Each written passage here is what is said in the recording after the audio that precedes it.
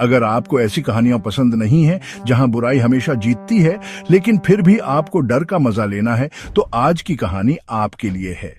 ये कहानी सिर्फ डराने के लिए नहीं है, बल्कि आपको सोचने पर मजबूर कर देगी कि बुराई और मोक्ष के बीच की रेखा कितनी पतली हो सकती है। तो इंतजार कीजिए और सुनिए कि कैसे एविल जैन की कहानी को लगभग शांति मिल गई थी। 13 साल तक हर रात हर दिन जैन की आत्मा को चैन नहीं मिला। हवेली के हर कोने में उसकी छाया घूमती रही और हर पूर्णिमा पर उसकी बेचैनी और बढ़ जाती थी। 13 पूरी चांदनी रातें। हर बार जब चांद पूरा होता, हवेली में अजीब सी सरसराहट गूंजती। लोग कहते हैं उन रातों में हवेली के पास से गुजरना भी खतरे से खाली नहीं था। जय की आंखें अब एक शांत खून जैसे लाल रंग से जलती हैं।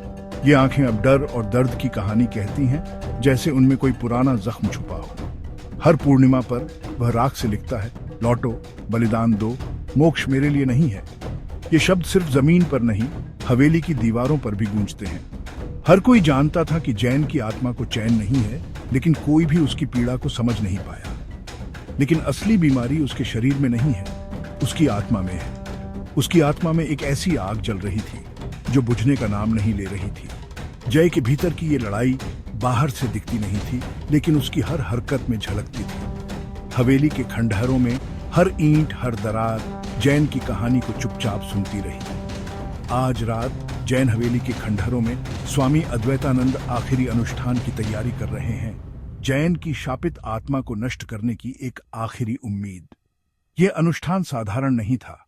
इसमें वर्षों की तपस्या, मंत्रों की शक्ति और आत्मा की गहराई शामिल थी। लेकिन जैसे ही अनुष्ठान शुरू होता है, परछाइयों से एक आकृति उभरती है। वासुदेव, जो कभी जैन का सबसे करीबी दोस्त था, अब एक परछाई बन चुका था। उसकी आंखों में दर्द और पछतावे की लकीरें साफ दिखती थी। मरा नहीं, लेकिन टूटा हुआ। वासुदेव की आत्मा जिंदा थी, लेकिन उसके भीतर की रोशनी बुझ चुकी थी।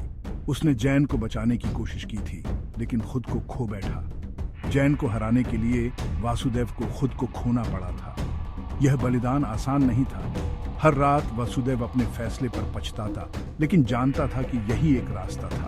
आधी रात हवेली के बाहर हवाएं तेज हो जाती हैं और अंदर एक अजीब सी खामोशी छा जाती है। जय आता है, लेकिन अब वह जय नहीं है। उसकी चाल में एक अजीब सी कठोरता है। उसकी आंखों में एक अनजानी नफरत उसे चलाती है, शांति नहीं। उसकी हर सांस में बदला है, हर कदम में दर्द। जमीन फटती है, आसमान गरजता है और प्राचीन मंत्र अपवित्र शक्ति से टकराते हैं। हवेली की दीवारें कांपने लगती हैं, जैसे कोई अदृश्य शक्ति उन्हें तोड़ने की कोशिश कर रही हो। इस अराजकता में वासुदेव जय के माथे पर निशान बनाता है। आत्मा अमर है, लेकिन बुराई कभी नहीं होती। यह निशान सिर्फ राख का नहीं, बल्कि वासुदेव के बलिदान और जय की मुक्ति का प्रतीक है। जैसे ही निशान बनता है, हवेली में एक तेज चीख गूंजती है। हवा भारी हो जाती है और जय कांपते हुए गिर जाता है। उसकी मां आंसुओं में उसे गले लगा देती है। इतने सालों बाद पहली बार उसे अपना बेटा वापस मिलता है। भले ही वो पूरी तरह वही नहीं रहा। पहली बार जय रोता है। उसकी आंखों से बहते आंसू उसके भीतर की सारी पीड़ा और बुराई को बहा ले जाते हैं। एक शुद्ध प्रकाश ऊपर उठता है और जैन की आत्मा आखिरकार आजाद हो जाती है।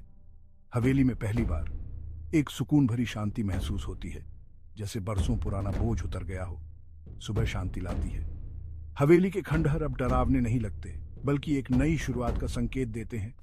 जय को कुछ याद नहीं, उसकी यादें धुंधली हैं, लेकिन उसके दिल में एक हल्कापन है, जैसे कोई भारी बोझ उतर गया हो।